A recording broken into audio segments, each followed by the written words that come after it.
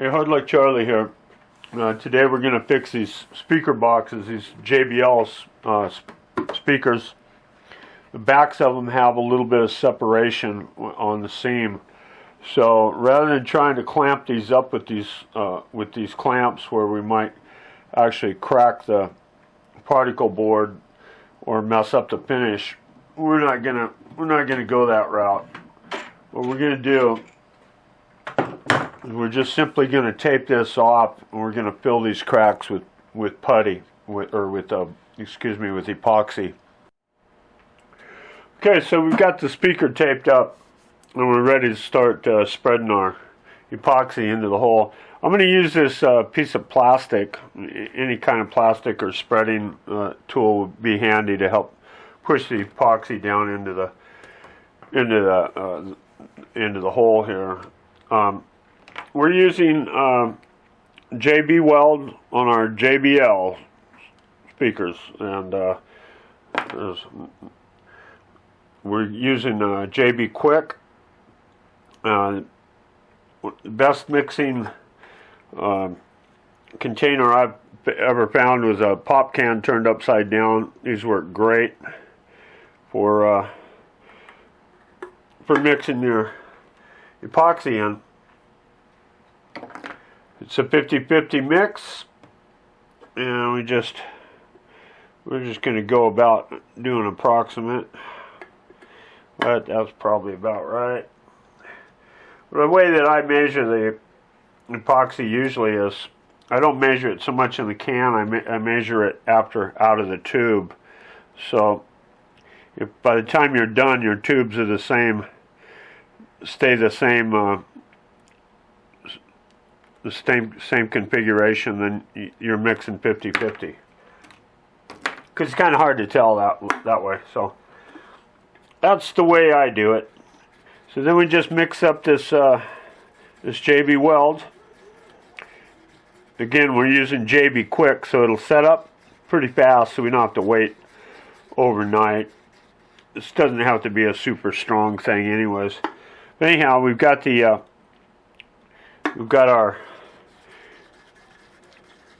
our glue, our epoxy mixed up real good. It's nice and soft right now.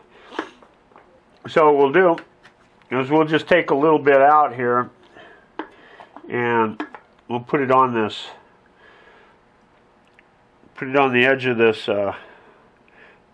plastic, and we'll just run it along here, just kind of like Bondo. In fact, you could use Bondo if you wanted to, but we're going for a little extra strength.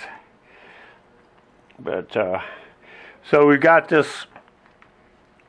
epoxy on the end here. So then what we're going to do is move the camera over, we'll zoom in here, and then I'll show you how we push this down into the, and kind of pull it right down, then push it down into the, just push it down in the hole, push it down in the seam, just like that. See how clean it came off? Then we'll do another, spread the same thing, just put it on there up on the edge, and then same thing, just kind of get it up here, and then run that down in there, pull it on over this way, push it down in that seam, do the same thing down here, push it down in there, push it down in, push it down in. And this is going to set up real quick. So anyhow, that's how you do it. You just go ahead and go around and you fill it up. You don't have to go all the way down. This is just for practical purposes here. It's kind of to keep the box from splitting out anymore.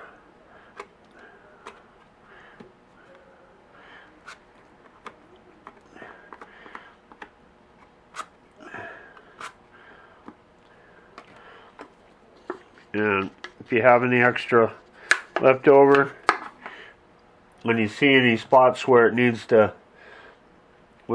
maybe a little bit more, you can just lay it up on there.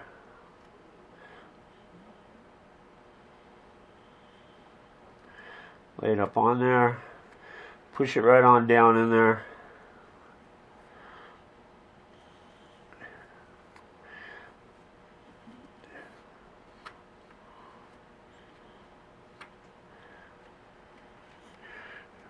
There you go. And then just wipe off your tools and get ready to do the next batch. We'll move down and do the other end. Okay, here we are again, and we've got our 50/50 epoxy with JB Quick on it. And if you don't have a spreader, you can just use the popsicle stick. And just put a little bit up on the stick, and then the way to do this is start at the wide end and just kind of lay it down in there like so, and just do a little bit at a time. Don't have to do it all at once, but you can see, just get a little bit on there, lay it down in there, just scrape it off and fill that gap up there, and again, just kind of run that along, and then you can just push it down in there. This isn't anything real tough to do, but it's a real easy way to add the integrity back to the speaker. Sometimes if these speaker boxes are loose like this, they'll rattle a little bit at a real low frequency. So anyhow, we just want to make sure that doesn't happen. And besides that, I'm selling these speakers on eBay, so I want them to be as good as they can, but I can't put, you know, too much into them. The thing about doing it the other way, with using the clamps and everything and trying to get stuff to hold, is sometimes that'll break out. You can chip off some of that particle board real easy too. So this way you don't have to worry about more damage to the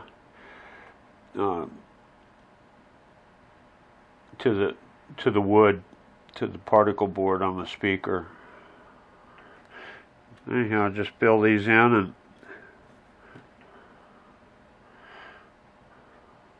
push it down in there.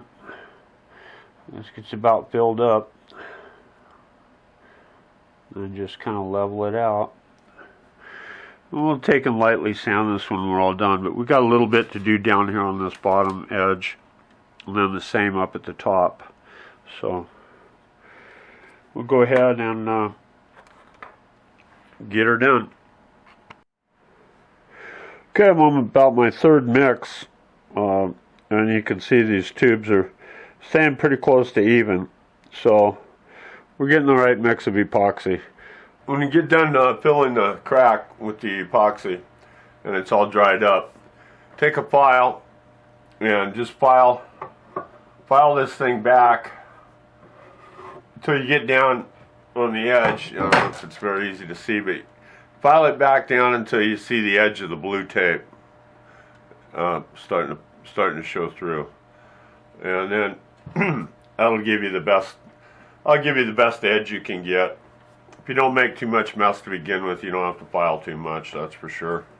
Anyhow, just kind of file it flat, as flat as you can like this, till you start to see that blue tape, the edge of the blue tape.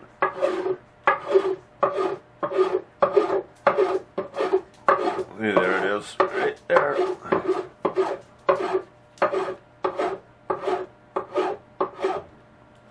Okay.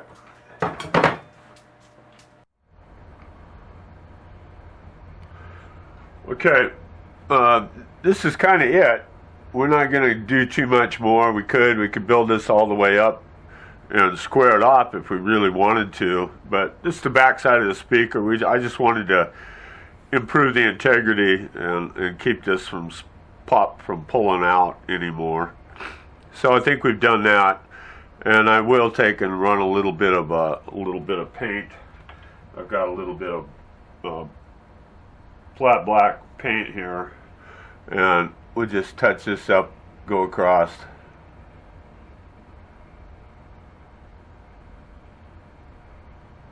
Like that. And we'll finish this up and that'll be it.